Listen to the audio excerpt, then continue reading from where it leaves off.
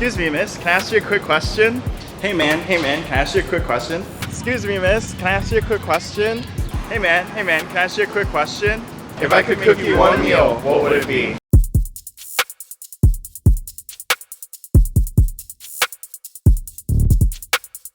My name is YiMing Lin.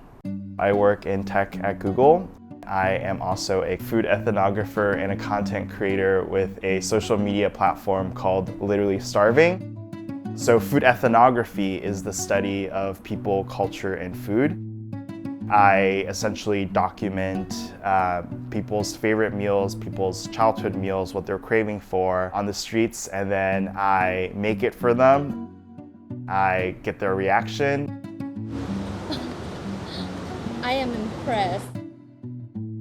I started the account on TikTok, which now has 1.3 million followers.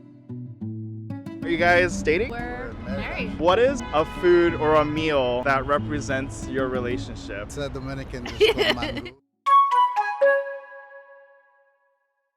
This is Little India, and I live right next to it, and I am basically here every day or every other day. It's all alphabetized, but it's very hard to find things here. It's almost impossible, actually, and you usually have to ask for help because it's very, very big.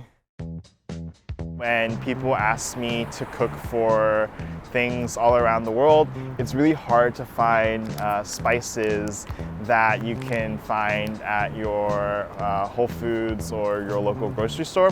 And so you really have to go to these spots to get things like sumac or things like Malaysian curry.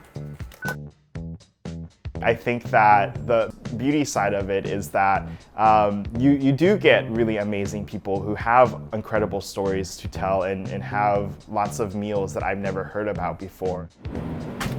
Okay, we gotta get queso fresco and we're gonna fry it for part of the Dominican dish, which is mango. And now we're onward to the next place. Even before literally starting the account, I would do a lot of dinner parties. I also eat out a lot. During groceries, probably like 5 to 6 hours.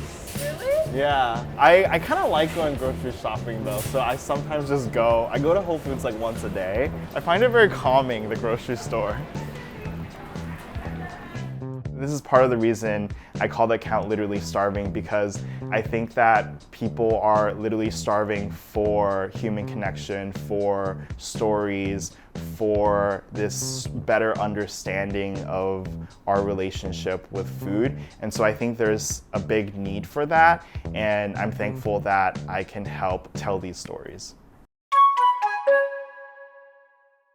I am making mango, also translated to Dominican breakfast, and this is the national dish of the Dominican Republic. This meal was requested by a couple. It was a Chinese lady and her husband, who's Dominican Republic.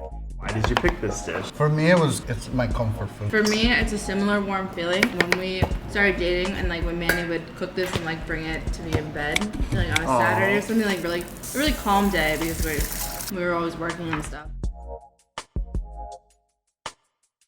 So growing up at my parents' restaurant in Florida, I was basically the Chinese kid at the Chinese takeout restaurant where I would be helping my parents.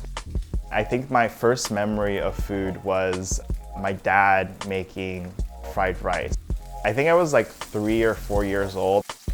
I couldn't see what he was making, but I could smell what he was making, and the smell of Chinese cooking wine with day-old rice. I think it was that moment that I realized my passion for cooking and for food. And I think that curiosity for food has continued throughout my young adult life, in addition to where I am now as an adult. Do you ask them for their recipes or do you look for a recipe? It depends on the person. I think that if their family made it a very specific way, I try to honor that. But if they just said, I love I like mangu, which is this, right? Then I'll go home and I'll like research what is mangu, what are the different parts of it, how do like local people make mangu. So for example, most recipes will actually just say like boil this and then you're gonna mash it. But I found that in some older articles, you throw ice into the plantains when you mash it so that the starch doesn't harden, and so it makes it actually more moist. So I add ice into the plantains.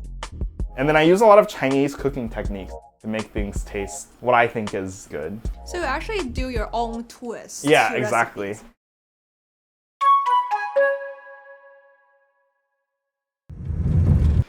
Oh. Oh my god! Mmm. Oh my god.